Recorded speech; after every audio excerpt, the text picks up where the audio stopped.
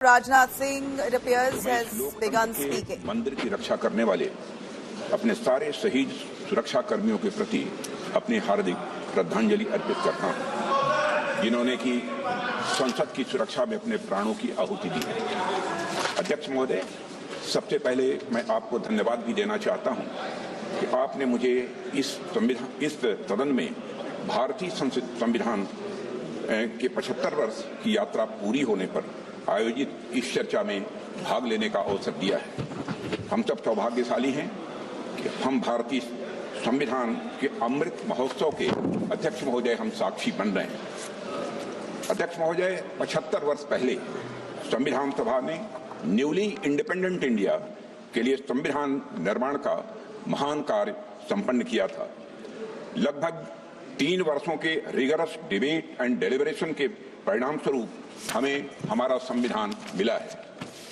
अध्यक्ष महोदय, संविधान सभा ने जो संविधान तैयार किया था वह केवल एक कानूनी दस्तावेज नहीं था, बल्कि जन आकांक्षाओं का वो प्रतिबिंब था और उन्हें पूरा करने का वह माध्यम भी था। It was an expression of the general will of the people. कई सदियों के बाद एक बार फिर से अध्यक्ष महोदय, भारत की तकदीर भारत के लोगों के हाथों में थी। स्वराज का जो सपना भारत के स्वतंत्रता सेनानियों और आम भारतीयों ने देखा था वह पूरा हो चुका था। अध्यक्ष महोदय, हम भारत के लोगों ने 26 नवंबर 1949 के दिन संविधान को अपनाया था, अधिनियमित किया था और उसे राष्ट्र को समर्पित किया था।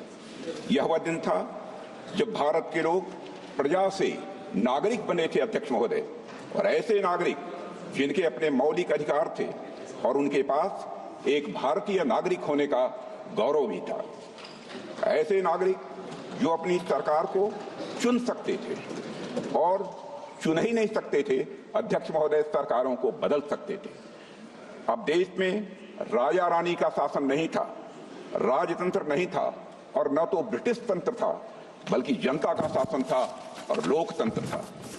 अध्यक्ष महोदय, मैं अपनी बात को आगे बढ़ाने से पहले संविधान को अंगीकार करने के 75 वर्ष पूरे होने के उपलक्ष्य में इस सदन और समस्त देशवासियों को हार्दिक बधाई देता हूं। अध्यक्ष महोदय, साथ ही भारत की आजादी और भारत के संविधान के निर्माण से जुड़े सभी महानुभावों के प्रति कृतज्ञता भी व्यक्त करता हूं और उन सभी को शीश झुकाकर नमन करता हूं। अध्यक्ष महोदय, हमारा संविधान सार्वभौम है, हमारा संविधान सर्वसक्षम है। हमारे संविधान की सार्वभौमिकता और सर्वसक्षमता का अंदाजा इसी बात से लगाया जा सकता है कि जहां एक ओर हमारा संविधान स्टेट यानी राज्य की जिम्मेदारियों को विस्तृत रूप से सूचीबद्ध करता है, वहीं नागरिकों को उनके संवैधानिक और मौलिक अधिकार भी प्रदान करता है।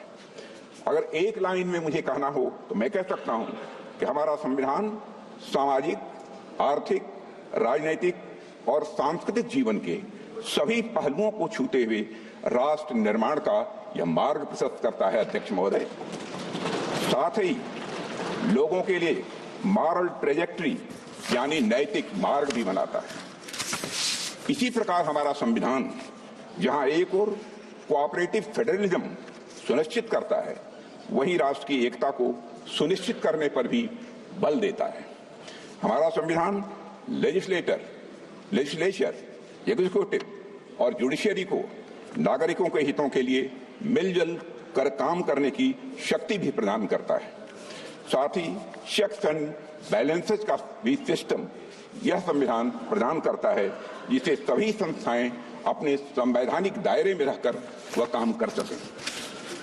अध्यक्ष महोदय, भारत का संविधान सिर्फ एक शासन प्रणाली स्थापित करने का ही कार्य नहीं करता है, बल्कि भारत के गौरव को पुनर्स्थापित करने का यह एक रोड मैप है। अध्यक्ष महोदय, और साथ ही यह भारत को विश्व पटल पर सही स्थान दिलाने का रोड मैप है। भारत को पुनः एक आदर्श राष्ट्र बनाने का भी अध्यक्ष महोदय रोड मैप है, और यह रोड मैप है विकास का, रोड मैप है समता का, रोड मैप है न्याय का, रोड मैप है स्वतंत्रता का। बंधुता का, राष्ट्र की एकता और अखंडता को अक्षुण्ण रखने का। यह रोड मैप है नागरिकों की गरिमा सुनिश्चित करने का। अध्यक्ष महोदय, कुछ लोगों द्वारा हमारे संविधान को कॉलोनियल रूल यानी उपनिवेशवाद का उपहार मान लिया जाता है, या अक्सर हमारे संविधान को पश्चिमी देशों के संविधान से ली गई अच्छी बातों का एक संकलन मात्र मान लिया जाता है। अध्यक्ष महोदय, पिछले कुछ वर्षों में देश में एक ऐसा माहौल बनाने का प्रयास किया गया है कि संविधान एक पार्टी की विशेष देन है। इन सभी बातों में डेप्थ एंड ब्रेथ मैं मानता हूं कि दोनों की कमी है। अध्यक्ष महोदय, संविधान निर्माण में बहुत से लोगों की भूमिका को जानबूझकर नकार दिया गया है, जबकि सच्चाई यह है कि हमारा संविधान हमारी सिविलाइजेशनल वैल्यूज यानी सभ्यता एवं सांस्कृतिक मूल्यों का एक एक्सप्रेशन है। अध्यक्ष महोदय, हमारा संविधान स्वाधीनता संग्राम के हवन कुंड से निकला हुआ यह अमृत है। हमारा संविधान स्वतंत्रता सेनानियों के त्याग से सिंचित यह हमारा स्वाभिमान है। यह एक सीरीज ऑफ हिस्टोरिकल इवेंट्स का आउटकम है।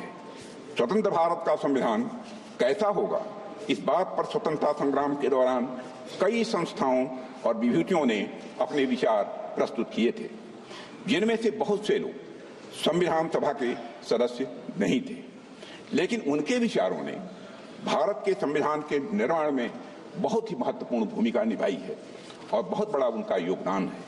हमें याद रखना चाहिए कि पंडित मदन मोहन मालवीय, लाला लाजपत राय, सरदार भगत सिंह, वीर सावरकर और ऐसे कई महापुरुषों के विचारों ने हमारे संविधान की भावना को मजबूत और समृद्ध किया है।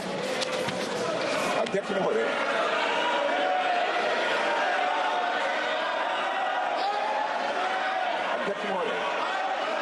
हमारी प्रेरणा स्रोत डॉक्टर श्यामा प्रसाद मुखर्जी का मानना था कि संविधान कलेक्टिव इफोर्ट और कंसेंसस का रिजल्ट होना चाहिए। मैं फिर से दोहराना चाहता हूं, हमारे प्रेरणा स्रोत डॉक्टर श्यामा प्रसाद मुखर्जी का यह मानना था कि संविधान कलेक्टिव इफोर्ट और कंसेंसस का रिजल्ट होना चाहिए। अध्यक्ष महोदय, हमारा संविधान इसी सामूहिक प्रयास और समझ का नतीजा।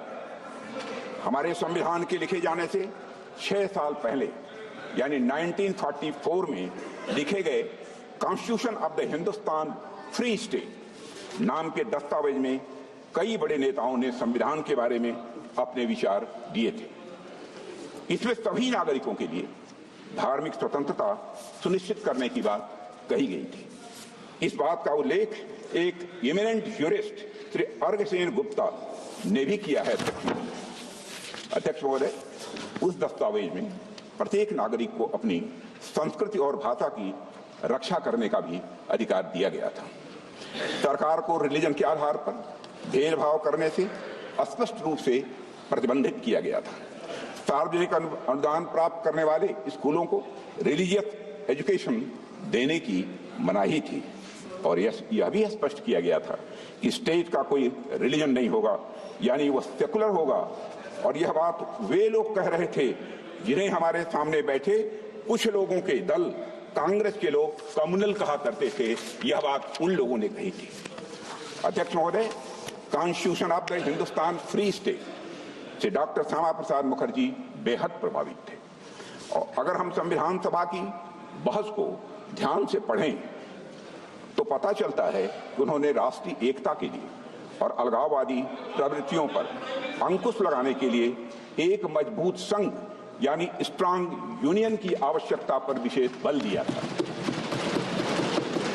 और स्वतंत्रता और समानता के सिद्धांतों पर आधारित एक गणतांत्रिक संविधान की डॉक्टर श्यामा प्रसाद मुखर्जी ने वकालत भी की थी। हमारे वर्तमान संविधान में भी इन्हीं मूल्यों को अध्यक्ष महोदय प्राथमिकता दी गई है, मगर इस बात का कहीं उल्लेख नहीं मिलता है। एक पार्टी विशेष द्वारा संविधान निर्माण के कार्य को हाईजैक और एप्रोप्रिएट करने की कोशिश हमेशा से की गई है। अध्यक्ष महोदय, भारत में कॉन्स्टिट्यूशन मेकिंग से जुड़ी ये सब बातें लोगों से छिपाई गई हैं। इतिहास में जाने पर पता चलता है कि हमारे देश में इस बात पर व्यापक सहमत थी कि भारत का भविष्य किस तरह के कानून से निर्धारित हो। मैं आज यह स्पष्ट करना चाहता हूं अध्यक्ष महोदय कि हमारा संविधान किसी एक पार्टी की देन नहीं है। भारत का संविधान भारत के लोगों के द्वारा भारत के विचारों के साथ भारत के मूल्यों के अनुरूप बनाया गया एक अनपैरेलल्ड ट्रांसफॉर्मेटिव यह डॉक्यूमेंट है। अध्यक्ष महोदय, पश्चिमी सभ्यता में राज्य की अवधारणा नाइट वॉचमैन स्टेट की थी। नाइट वॉचमैन स्टेट का कंसेप्ट विश्व प्रसिद्ध विचारक जॉन स्टुअर्ट मिल के द्वारा दिया गया था, जिसका अर्थ है कि सरकार का दायित्व लोगों की सुरक्षा प्रदान करने तक ही यह सीमित रहे। किंतु हमारे देश में राजधर्म की बात की गई है। अध्यक्षों, महाभारत के शांति पर्व में राजा को सिर्फ राजधर्म लागू करने की शक्ति दी गई है, पर वह राजा राजधर्म का स्रोत नहीं माना गया है। अध्यक्ष महोदय, हमारे यहाँ राजा भी राजधर्म से बंधा हुआ है। उसकी शक्तियां लोगों के कल्याण के लिए हैं, समाज के कमजोर वर्गों के रक्षा के लिए। अध्यक्ष महोदय, हमारा संविधान कॉन्स्टिट्यूशनल मशीनरी के जरिए नागरिकों के कल्याण के लिए पूरी तरह से प्रतिबद्ध है। उनकी स्वतंत्रता सुनिश्चित करने के लिए भी यह प्रतिबद्ध है। हमारा संविधान नागरिकों के समग्र विकास के रास्ते में आने वाली सभी बाधाओं को हटाने तथा समुचित विकास के लिए अनुकूल परिस्थितियां पैदा करने के लिए राज्य को निर्देश देता है। संविधान के भाग 4 में दिए गए directive principles of state policy से यही भावना निकलकर सामने आती है। अध्यक्ष महोदय, मुझे इस बात का गर्व है, गर्व नहीं बल्कि मुझे गौरव की अनुभूति है कि प्रधानमंत्री नरेंद्र मोदी जी के नेतृत्व में हमारी सरकार सबका साथ, सबका विकास, सबका विश्वास और सबका प्रयास भावना के साथ यह काम कर रही है। हमारी सरकार भारत के संविधान में निहित धर्म और भावना दोनों के अनुरूप काम कर रही है। अध्यक्ष महोदय, हमारा संविधान प्रोग्रेसिव है। हमारा संविधान प्रोग्रेसिव है, प्रगतिशील है, समावेशी है, परिवर्तनकारी है।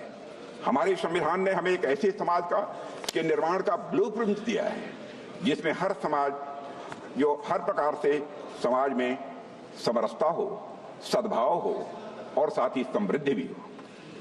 अध्यक्ष महोदय, जहां देश के शीर्ष पद को प्राप्त करने के लिए जन्म की पहचान मायने न रखती हो, यह है हमारा संविधान। जहां एक गरीब परिवार में जन्म लिया व्यक्ति भी प्रधानमंत्री बन सके, देश का और वह देश का राष्ट्रपति भी बन सके। संविधान क्रियान्वयन के कुछ वर्षों बाद ही संविधान की मूल भावना को ताक पर रख दिया गया था। अध्यक्ष महोदय, लेकिन हमारी सरकार ने संविधान के मूल्यों को खुले और सच्चे मन से स्वीकार किया है। मुझे खुशी है कि हमारी सरकार संविधान की मूल भावना को केंद्र में रखकर जनहित के मार्ग पर तेजी से आगे बढ़ रही है।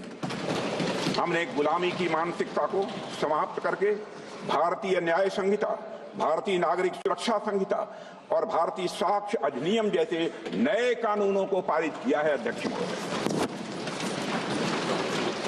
अध्यक्ष महोदय, हमारी सरकार ने समाज के सभी वर्गों और विशेषकर कमजोर वर्गों के लोगों को समुचित विकास, उनके समुचित विकास को अपना यह लक्ष्य बनाया। रिफॉर्म, परफॉर्म और अध्यक्ष महोदय ट्रांसफॉर्म के हमारे संकल्प ने आज भारत को दुनिया की सबसे बड़ी अर्थव्यवस्थाओं की कतार में लाकर खड़ा कर दिया। अध्यक्ष महोदय, आज गरीब लोगों को प्रधानमंत्री आवास योजना की वजह से अपना पक्का मकान मिल रहा है। प्रधानमंत्री जन आरोग्य योजना के अंतर्गत गरीबों को मुफ्त इलाज मिल रहा है। प्रधानमंत्री गरीब कल्याण अन्न योजना के माध्यम से 80 करोड़ गरीबों को मुफ्त राशन की सुविधा दी जा रही है। हर घर में नल से जल पहुंच रहा है, हर घर में शौचालय बन रहे हैं। हमारे अध्यक्ष महोदय, हमारे देश में लगभग आधी आबादी महिलाओं की है। महिला सशक्तिकरण की दिशा में हमारी सरकार हर संभव प्रयास कर रही है। सामाजिक न्याय के संवैधानिक आदर्शों के अनुरूप विमेन डेवलपमेंट के साथ विमेन लेड डेवलपमेंट को सुनिश्चित करने के लिए हमने नारी शक्ति बंधन अधिनियम भी पास किया है और इससे राजनीतिक क्षेत्र की महिलाओं का प्रतिनिधित्व बढ़ेगा तथा उनका सशक्तिकरण भी यह सुनिश्चित होगा। इसी सोच के तहत अध्यक्ष महोदय, हमारी सरकार ने वर्ष 2018 में राष्ट्रीय पिछड़ा आयोग को संवैधानिक दर्जा दिया है, पहली बार आजाद भारत के इतिहास में। आर्थिक रूप से कमजोर वर्गों की उन्नति के लिए साल 2019 में संविधान संशोधन किया गया है। इसके लिए हमने आर्थिक आधार पर 10% आरक्षण का अवसर प्रदान किया है इकोनॉमिकली बैकवर्ड क्लास के लिए। अध्यक्ष महोदय, समग्र और समावेशी विकास के ये सभी काम हमारे संवैधानिक मूल्यों और आदर्शों के यह जीवंत रूप हैं। हमारी सरकार ने न सिर्फ संविधान के मूल्यों को केंद्र में रखकर काम किया है, बल्कि संविधान को लेटर एंड स्पिरिट में बखूबी हमारी सरकार ने लागू किया है। अध्यक्ष महोदय, इस देश में एक ऐसा राज्य भी था जहां देश का संविधान लागू नहीं होता था, संसद के कानून भी पूरी तरह लागू नहीं होते थे। हमने वहां भी संविधान को पूरी तरह से लागू करके दिखाया है अध्यक्ष, और आज पूरा देश उस निर्णय का सकारात्मक परिणाम अपनी प्रत्यक्ष आंखों से देख रहा है। हाल में चुनाव संपन्न हुए हैं, रिकॉर्ड मतदान हुआ है अध्यक्ष महोदय, लंबे समय बाद हुआ है। एक भी हिंसा की घटनाएं मतदान के दौरान नहीं हुई है। अध्यक्ष महोदय, मैं वहां की जनता का अपनी तरफ से हार्दिक अभिनंदन करता हूं। अध्यक्ष महोदय, हमारे संविधान ने हमें भारतीयता से पुनः परिचित कराया है। हमें अपनी संस्कृति, सभ्यता और संस्कृति के प्रति गौरव की भावना का यह संदेश दिया है। जैसे हमारे संविधान की मूल प्रति के भाग 3 में, जिसमें मौलिक अधिकारों का वर्णन है, उसमें भगवान श्री राम, मां सीता जी और प्रभु लक्ष्मण जी की तस्वीर भी अंकित है।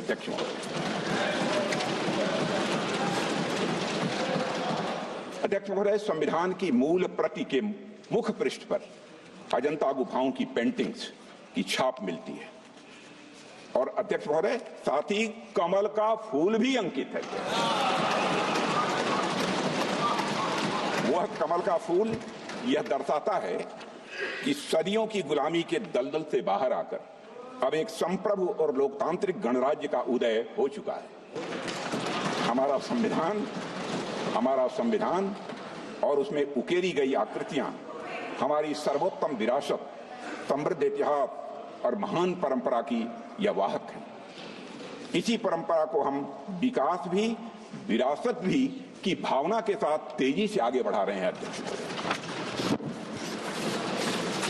हम सभी जानते हैं, भारत लोकतंत्र की जननी।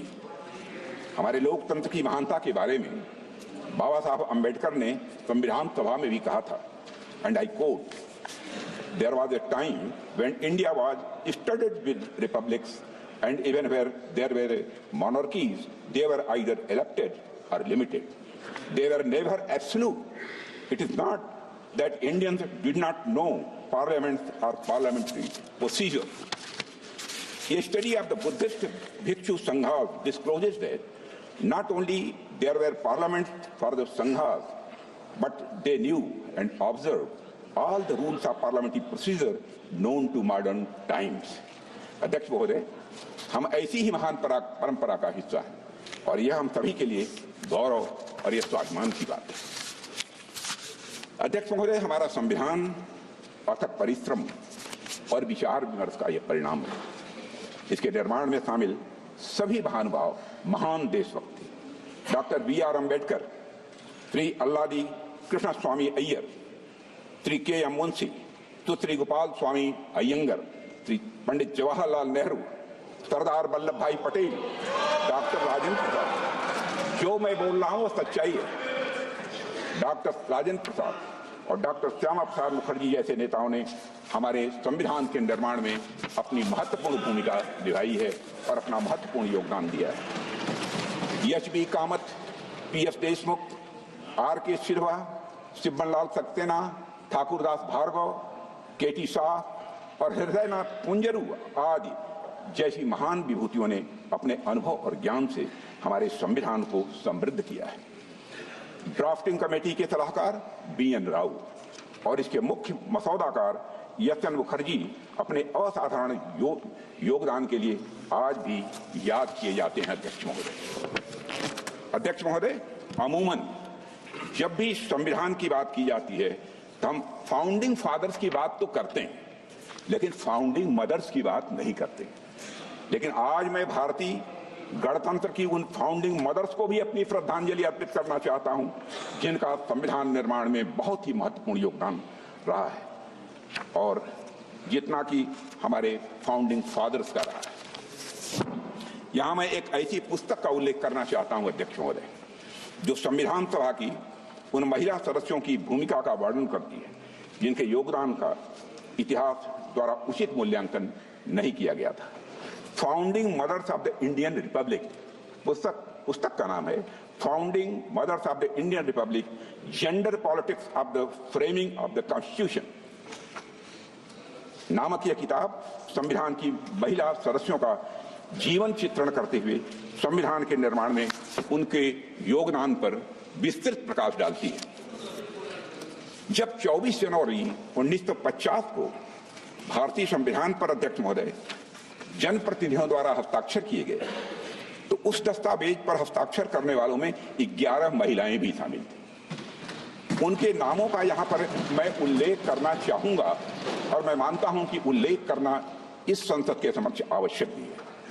जी दुर्गाबाई, अम्बू स्वामीनाथन, अमृत कौर, दक्षिणायनी वेलायुधन, हंस मेहता, रेणुका रे, सुचिता कृपलानी, पूर्णिमा बनर्जी, बेगम कुदैशिया, एजाज रसूल, कमला चौधरी और एनी मैस्करीन। अध्यक्ष महोदय,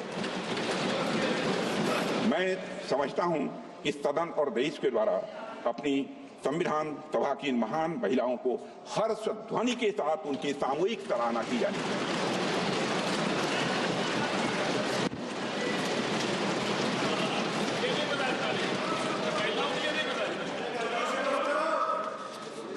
अध्यक्ष महोदय, भारत का संविधान भारत और भारतीयता के मूल विचार की उपज है। भारतीय संविधान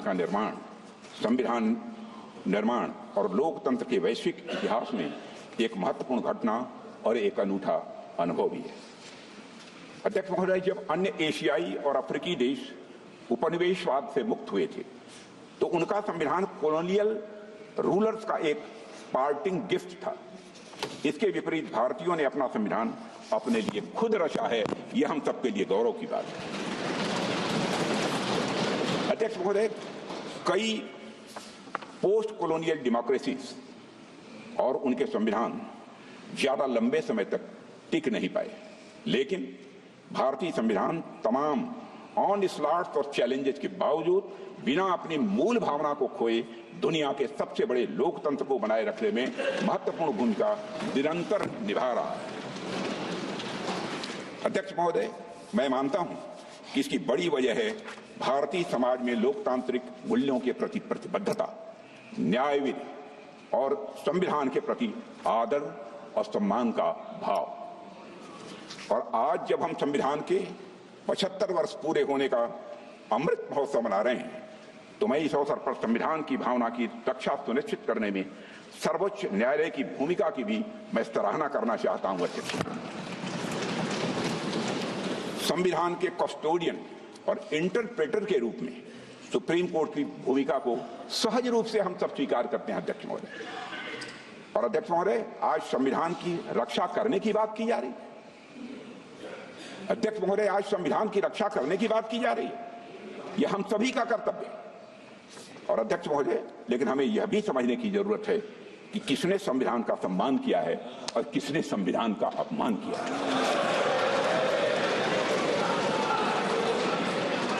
अध्यक्ष महोदय, इसी संदर्भ में मैं सुप्रीम कोर्ट के पूर्व जस्टिस यशआर खन्ना की आत्मकथा नाइदर रोजेस नॉर थॉर्न्स नामक किताब से एक पंक्ति उद्धृत करना चाहता हूं जिसमें उन्होंने साफ साफ लिखा है, and I would like to quote, I told my younger sister Santosh, I told my younger sister Santosh, I have prepared a judgment which is going to cost me the Chief Justiceship of India, unquote.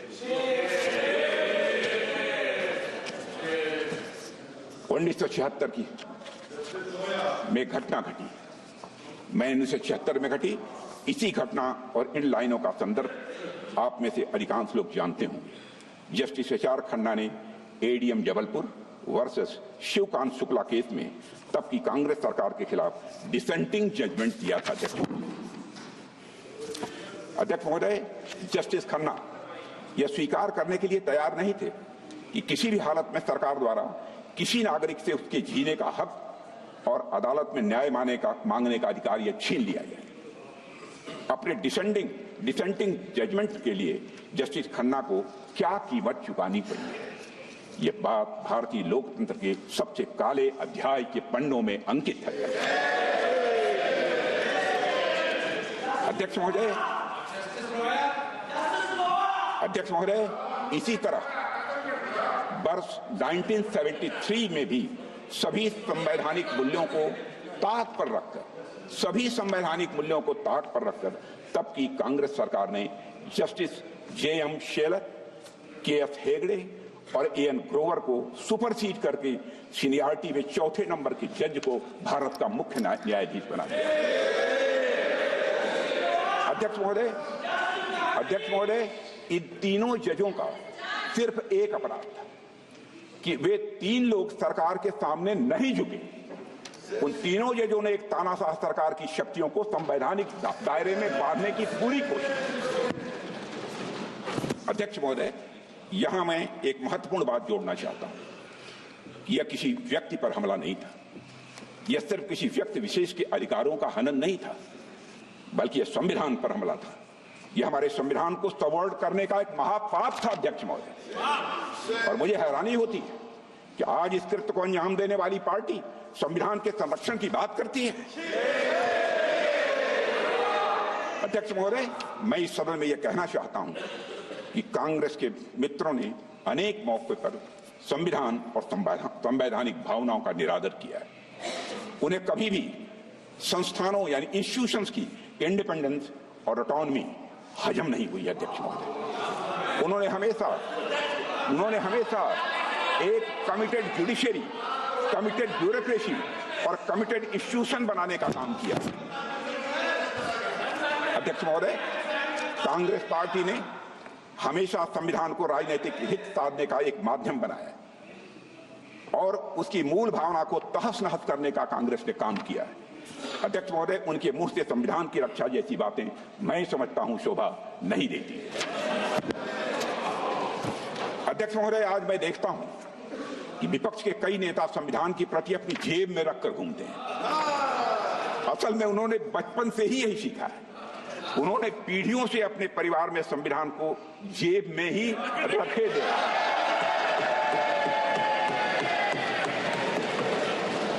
लेकिन अध्यक्ष महोदय, Bharatiya Janata party संविधान को सिर माथे पर लगाती है। हमारा कमिटमेंट संविधान के प्रति पूरी तरह से साफ है। हमने कभी भी किसी इंस्टीट्यूशन की इंडिपेंडेंस और ऑटोनॉमी के साथ खिलवाड़ नहीं किया है। एक भी कोई ऐसी मिसाल नहीं मिली। संविधान के मूल्य हमारे लिए कहने या दिखाने भर की बात नहीं है। अध्यक्ष महोदय, कहने या दिखाने भर की यह बात नहीं है। संविधान के मूल्य, संविधान के द्वारा दिखाया गया मार्ग, संविधान के सिद्धांत हमारे मन में, वचन में, कर्म में हर जगह दिखाई पड़ेंगे। अध्यक्ष महोदय, हमारे संविधान निर्माताओं ने हमें एक लिविंग डॉक्यूमेंट दिया है। अध्यक्ष महोदय, जो युगानुकूल परिवर्तन की जरूरत के साथ तेजी से आगे बढ़ रहा है। बाबा साहब अम्बेडकर से अन्य संविधान निर्माताओं ने भी यह माना था कि संविधान भविष्य की सभी संभावनाओं को नहीं भांप सकता है। इसलिए उन्होंने आने वाली पीढ़ियों को उसमें संशोधन करने का भी अधिकार दिया था। प्रधानमंत्री श्री नरेंद्र मोदी जी के नेतृत्व में हमारी सरकार ने पिछले 10 वर्षों में जो भी संवैधानिक संशोधन किए हैं, मैं दावे के साथ कह सकता हूं, उन सभी का उद्देश्य सिर्फ और सिर्फ संवैधानिक मूल्यों को सशक्त करना था अध्यक्ष महोदय, सामाजिक कल्याण था अध्यक्ष महोदय, लोगों का सशक्तिकरण था अध्यक्ष महोदय। हमने अनुच्छेद 370 को निरस्त किया ताकि भारत की अखंडता सुनिश्चित हो। नारी शक्ति बंधन अधिनियम से महिलाओं के सामाजिक व आर्थिक सशक्तिकरण का मार्ग हमने प्रशस्त किया है। आर्थिक रूप से कमजोर वर्ग के लिए 10% आरक्षण भी सामाजिक न्याय की यह भावना से ही प्रेरित था अध्यक्ष महोदय। और अध्यक्ष महोदय, 70 वर्षों से हमारा पुराना टैक्सेशन सिस्टम करोड़ों उद्यमियों के लिए तो एक समस्या था ही, यह देश की एकता में भी बाधक था। हमने जीएसटी कानून बनाया। यह कार्य फेडरलिज्म के संवैधानिक सिद्धांत को कायम रखते हुए सभी को साथ लेकर चलने की हमारे प्रयास को यह दर्शाता है। अब जीएसटी काउंसिल में राज्यों की सहमति से अध्यक्ष महोदय, जीएसटी काउंसिल में राज्यों की सहमति से टैक्स दरें निर्धारित की जाती हैं। इसमें ease of doing business ranking में सुधार हुआ है। लोगों का जीवन अध्यक्ष महोदय यह आसान हुआ है। अध्यक्ष महोदय, जीएसटी काउंसिल के माध्यम से हमने कोऑपरेटिव फेडरलिज्म को मजबूत किया है।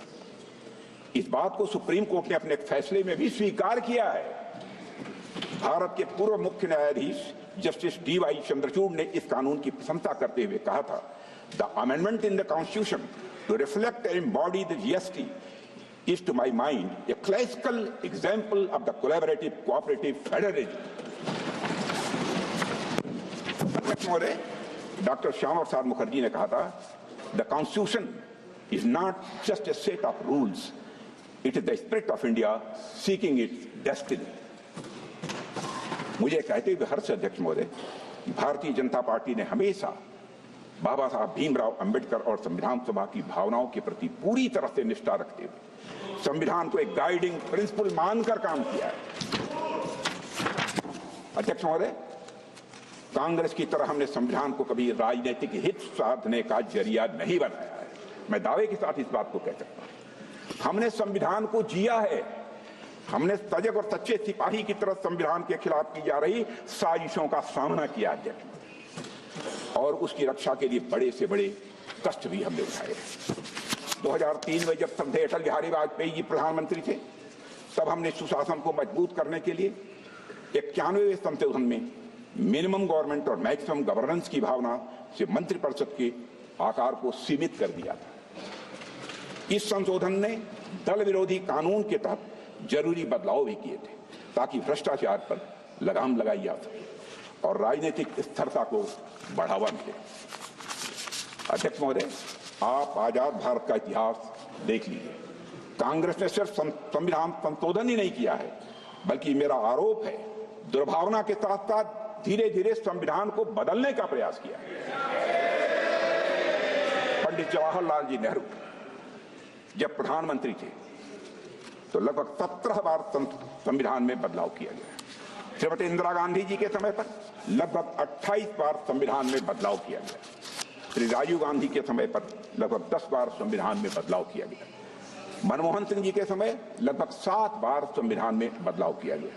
कांग्रेस सरकारों द्वारा किए गए अधिकांश संवैधानिक संशोधन या तो विरोधियों और आलोचकों को चुप कराने के लिए किए गए या तो गलत नीतियों को लागू करने के लिए किए गए थे। अध्यक्ष महोदय, आप पहले संविधान संशोधन को ही ले लीजिए। आप पहले संविधान संशोधन को ही ले लीजिए। साल 1950 में प्रेस में कांग्रेस सरकार की गलत नीतियों की आलोचना हो रही थी। हमारे प्रेस के मित्र भी सुन रहे होंगे। ऐसे में तब की कांग्रेस की सरकार ने आरएसएस के साप्ताहिक प्रकाशन ऑर्गेनाइजर और मद्रास से निकलने वाली पत्रिका क्रॉस रोड्स को प्रतिबंधित कर दिया और इसका विरोध करते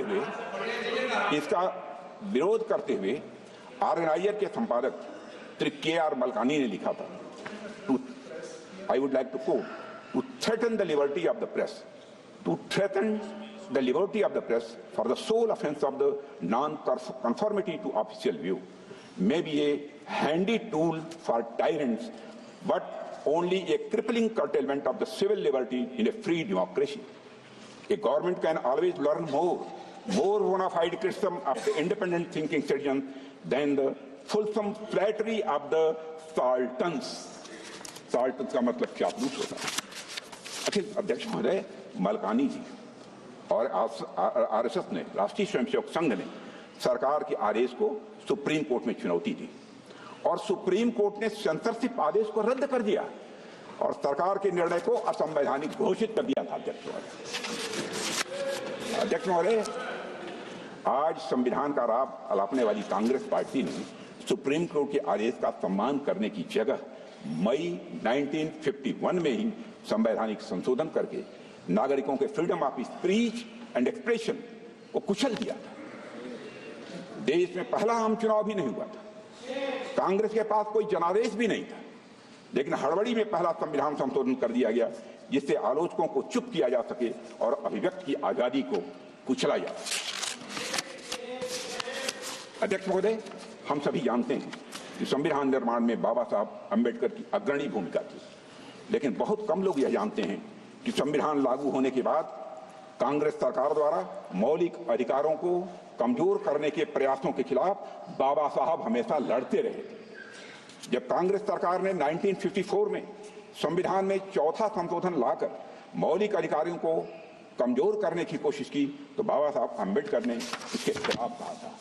I would like to quote, I am sorry to say that this attitude of treating the fundamental rights with contempt as though there were no consequence, that they could be trodden upon at any time with the convenience of the majority or the wishes of the party chief is an attitude that may easily lead to some dangerous consequences in the future. And I feel very sorry that even a matter of this sort, namely the infringement of or the deviation from fundamental rights, is being treated by the party in power as though it was a matter of no moment at all. Unquote. अध्यक्ष महोदय, कांग्रेस और उसके नेताओं के द्वारा नागरिकों के मौलिक अधिकारों को कुचलने की जिस एटीट्यूड की बात बाबा साहब ने की थी, कांग्रेस ने उसी एटीट्यूड को सत्ता में होने के दौरान बार बार दोहराया है। मैं कांग्रेस सरकार द्वारा किए गए कुछ संवैधानिक संशोधनों का यहाँ पर मैं उल्लेख करना चाहता हूँ, जिनके द्वारा संविधान और उसमें निहित भावना को ही नष्ट करने की कोशिश की गई। अध्यक्ष महोदय, साल 1975 में हुए 38वें 30th संविधान संशोधन से आपातकाल यानी इमरजेंसी लगाने के निर्णय को नॉन जस्टिशिएबल बनाने की कोशिश की गई। इलेक्शन लॉ अमेंडमेंट बिल लाया गया जिसका एकमात्र उद्देश्य उन सभी इलेक्टोरल मैल प्रैक्टिसेस को इम्यूनिटी देना था जिसके कारण श्रीमती इंदिरा गांधी के चुनाव को चुनौती दी गई। कल्पना कर सकते हैं अध्यक्ष महोदय, एक निंदनीय संशोधन जो अंततः लैप्स हो गया वह था 1976 में किया गया 41वां संविधान संशोधन विधेयक। इस संशोधन का उद्देश्य, मैं तुरंत का ध्यान आकर्षित करना चाहता हूं अध्यक्ष महोदय, इस संशोधन का उद्देश्य प्रधानमंत्री, राज्यपाल और राष्ट्रपति को पद ग्रहण करने से पहले उनके कार्यकाल के दौरान किए गए सभी कार्यों के लिए आपराधिक जो है मुकदमों से इम्यूनिटी प्रदान करना था, चाहे जो भी अपराध किए सब क्षम्य थे। अध्यक्ष महोदय, इसका मतलब यह था सबसे जघन्य अपराध करने वाला व्यक्ति भी अगर एक दिन के लिए भी संवैधानिक पद पर बैठ जाए तो उसके सभी अपराध माफ। कैसे देश माफ कर सकता है? अध्यक्ष महोदय, संवैधानिक शक्तियों का दुरुपयोग यही नहीं रुका। 28 अगस्त 1976 को 42वां संविधान संशोधन पेश किया गया था जिसमें प्रोविजंस थे कि किसी भी कानून की संवैधानिकता केवल 7 न्यायाधीशों द्वारा ही तय की जा सकती है और किसी भी कानून को केवल 2/3 बहुमत से ही रद्द किया जा सकता है। अध्यक्ष महोदय, क्षमा कीजिए, क्या यह सब एक तानाशाह द्वारा अपने निजी स्वार्थ के लिए संविधान को विकृत करने का यह भरसक प्रयास नहीं था? अध्यक्ष महोदय, बेसिक स्ट्रक्चर के सिद्धांत को नकारने के लिए 42वें संविधान संशोधन के द्वारा यह प्राविधान किया गया था कि आर्टिकल 368 के तहत किया गया प्रत्येक संवैधानिक संशोधन यह वैध है। जैसा कि आप जानते हैं कि आर्टिकल 368 के माध्यम से संविधान में संशोधन की व्यवस्था की गई है और संविधान में लोकसभा का कार्यकाल भी बढ़ाकर 6 साल कर दिया गया। अध्यक्ष महोदय, क्या यह पूरे संविधान को एक तानाशाह के उद्देश्यों की पूर्ति का एक माध्यम मात्र बनाने का यह षड्यंत्र नहीं था?